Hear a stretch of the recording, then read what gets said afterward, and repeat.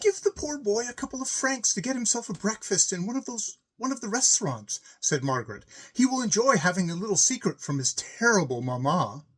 She had not been alone long before the nurse came up to her with a perambulator piled with toys, but no baby. Margaret's fears were excited at once. Nurse, what is the matter?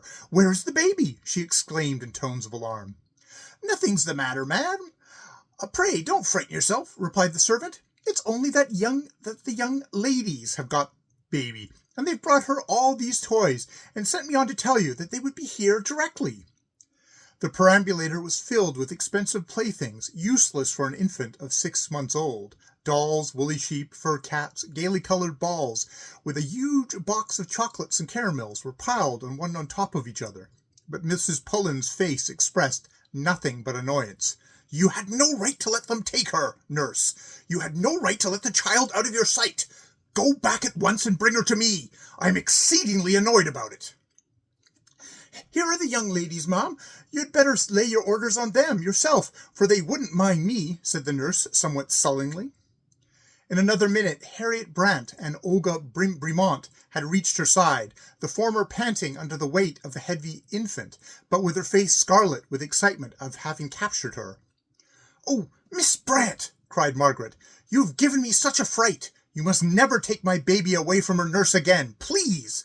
As I told you last night, she is afraid of strangers and generally cries when they try and take her. Come to me, my little one, she continued, holding out her arms to the child. Come to mother and tell her all about it. But the baby seemed to take no notice of the fond appeal. It had its big eyes fixed upon Miss Brant's face with a half-awed, half-interested expression. Oh, no, don't take her away, said Harriet eagerly. She is so good with me. I assure you she is not frightened in the least bit. Are you, my little love? She added, addressing the infant. And nurse tells me her name is Ethel, so I have ordered them to make her a little gold bangle with Ethel on it, and she must wear it for my sake. Darling little creature.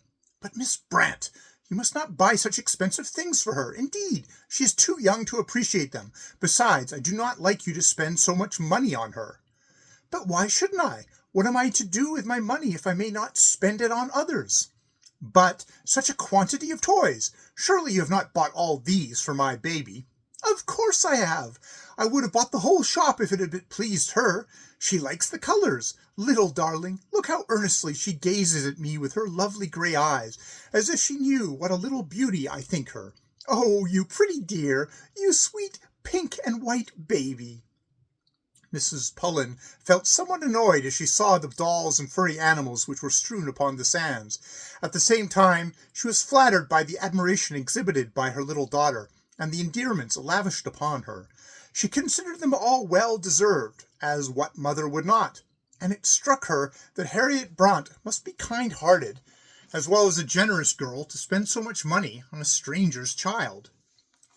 She certainly does seem wonderfully good with you, she observed presently. I never knew her so quiet with anybody but nurse or me before. Isn't it marvelous, nurse? It is, ma'am. Baby do seem to take surprisingly to the young lady. Perhaps I might go into the town, as she is quiet, and get the darning wool for your stockings. Oh, no, we must not let Miss Brant get tired of holding her. She is too heavy to be nursed for long.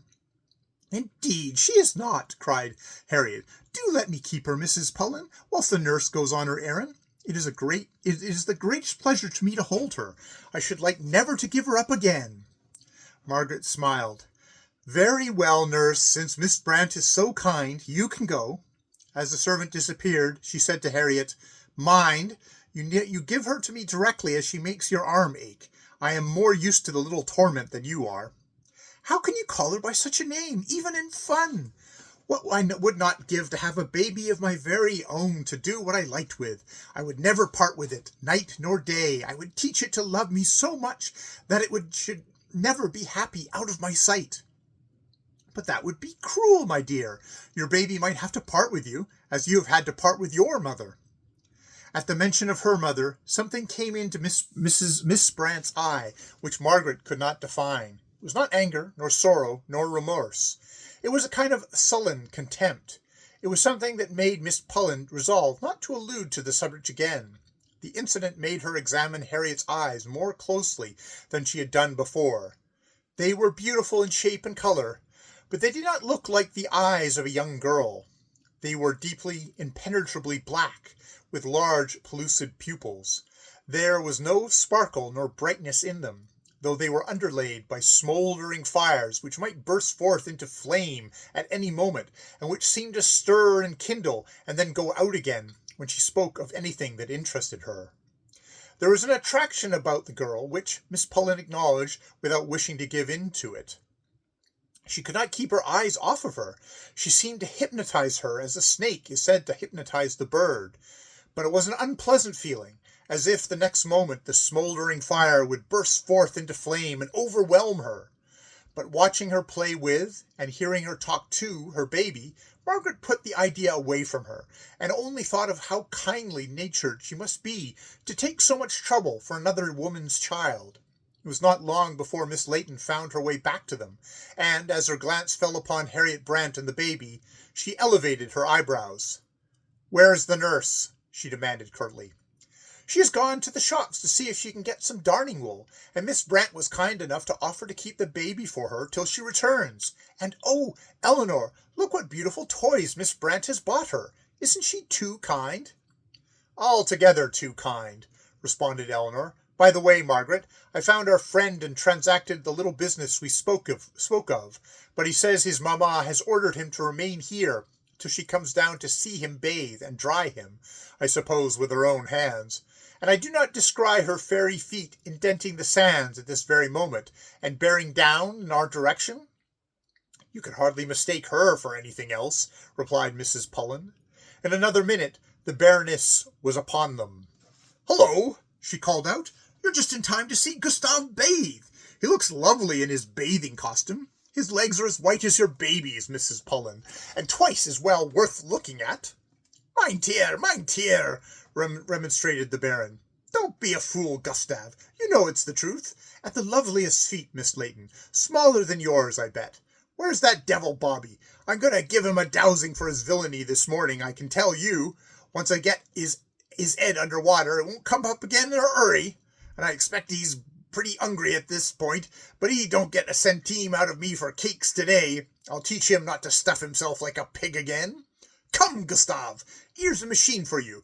Get me a chair that I may sit outside it. Now we'll have some fun," she added, with a wink at Miss Pullen. "Let us move on to the breakwater," said Margaret to Eleanor Layton, and the whole party got up and walked some little distance off. "Ah, you don't hoodwink me," screamed Baroness after them. "You got glasses with you, and you're going to have a good squint at Gustave's legs, though I am through 'em, I know. You better have stayed here, like honest woman, and said you enjoyed the sight." "Oh, Margaret," said Mrs. Layton with a look of horror, "if it had not been for the Bathilde de la Fleurs and the other thing, I should have said, for goodness sake, let us move on to Ostend or Blankenberg with the least possible delay. That woman will be the death of me yet. I'm sure she will." Notwithstanding which, they could not help laughing in concert, a little later on, to see the unwilling Bobby dragged down by William to bathe, and as he emerged from his machine, helpless and half-naked, to watch his elephantine mother chase him with her stout stick in hand, and failing to catch him in time, slip on the wet sand and flounder in the waves herself, from which plight it looked very much as though her servant, instead of rescuing her, did his best to push her further in, before he dragged her, drenched and disordered, on the dry land again. End of Chapter 3.